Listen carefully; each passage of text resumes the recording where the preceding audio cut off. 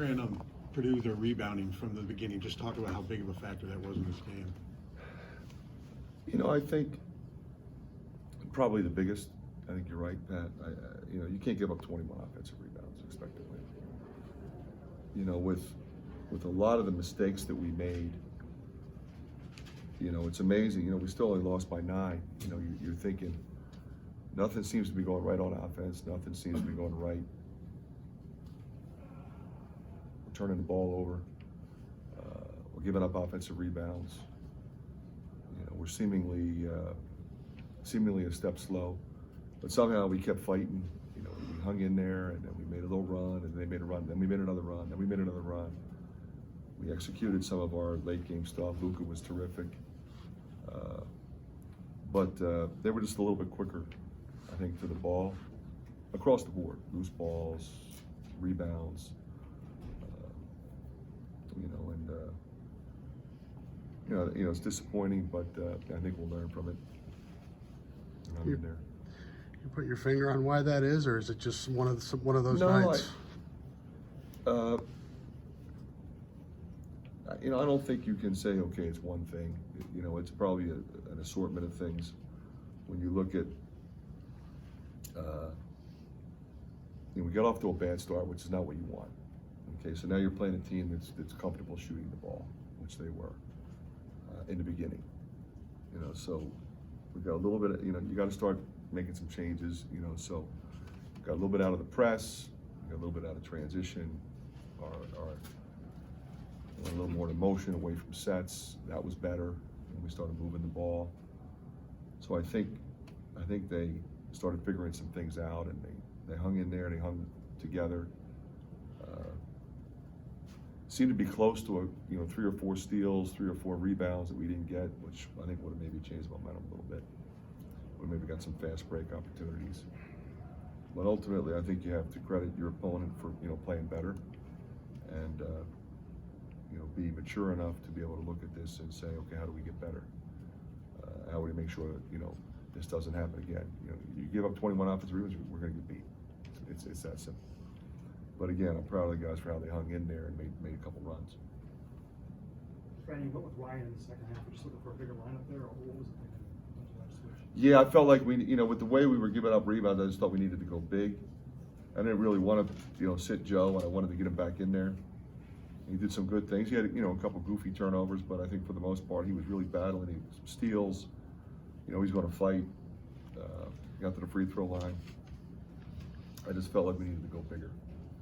What makes their defense a tougher matchup for your guys? Well, they're really big and they're deep.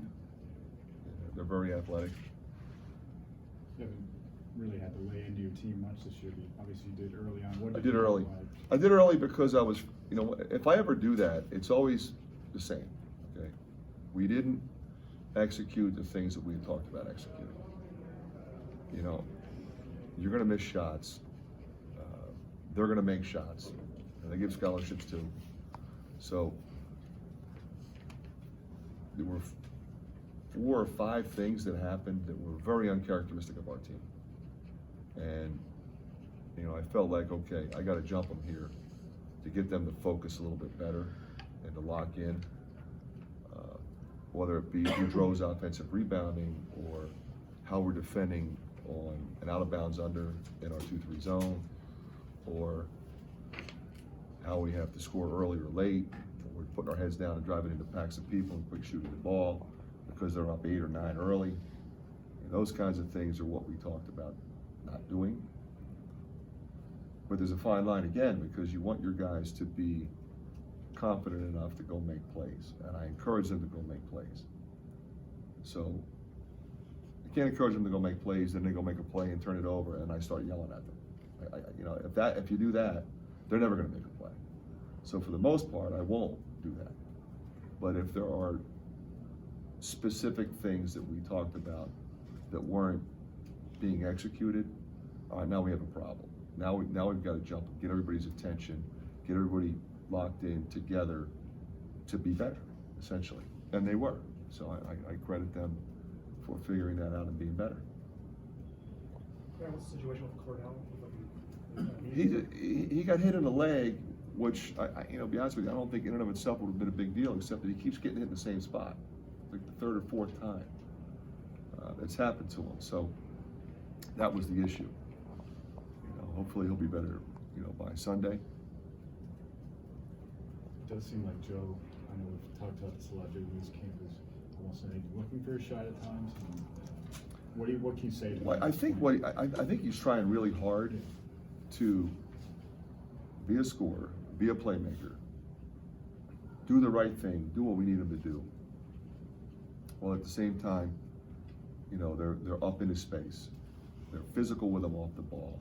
They're in his space when he has the ball. So if there is a ball screen, they're jumping into his space either by switch or they're semi-trapping him until he gives it up. So he just has to keep working that much harder every time to get a basket. So he's got to run in transition, he's got to move without it, and he's got to sprint into his shot and get it off quickly, because they're just running him off the line every chance they get. He still fought his way to 10 points. Obviously, I would prefer that he get more than 7 shots. We'll do everything we can to get him more than 7 shots. But I think you're right. At times he does appear a little bit hesitant. And I think that's strictly because he's an unselfish person. He feels like if I pull here and this guy's up in my face, it's a lower percentage shot, so therefore I'll just move it on. And sometimes just go shoot it anyway. Like we ran a play for him and he came off and I thought he was going to shoot it, and then he put his head down and drove it because he thought they were going to run out at him. And I just told him, I said, let it go, just fire. So he's really trying. He'll be okay. Take 2 more. Is there anything specifically that Boudreaux did that just got him in position to make some of those rebounds? No, he just was relentless, and you got to give the kid credit for that. In general, would you just say just an uncharacteristic performance, but you think this is a blip? Yeah. We've had, 3 of these? 2 of them were against Purdue. So, we got off the bad start against DePaul. For the most part, I think we'll keep fighting. This was a lot better than the last Purdue game. We did some stuff that was good. And again, I think you have to, when you lose a game like this, you got to give credit to your opponent. They played better than us. They were a little more connected. They got on the glass. They made more shots. But we made some runs, and we hung in there. We changed defenses. That was good. We changed offenses. That was good. We had different guys step up. Obviously, we didn't shoot it well, other than Luka. But I don't think we were hunting bad shots. I don't think anybody was. And early on, I think we put our heads down and made a couple ill-advised drives to the basket. But other than that, I thought we tried to move the ball. Okay, thanks, Coach.